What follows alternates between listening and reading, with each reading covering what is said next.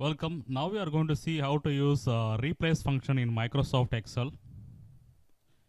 So replace function will replaces the part of a text string based on the number of characters you specify with the different text string.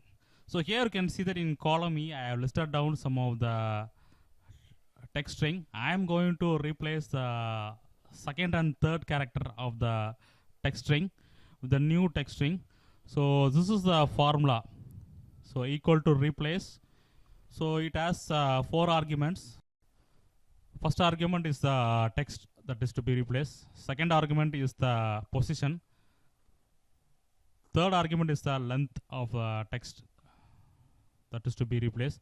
And fourth argument is the new text string.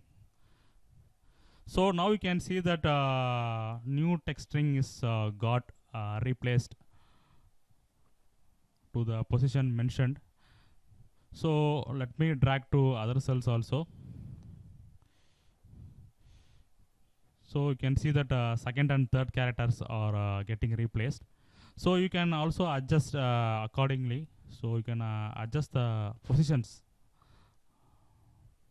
of the characters that to be replaced accordingly, so that characters will be get replaced. So you can see here.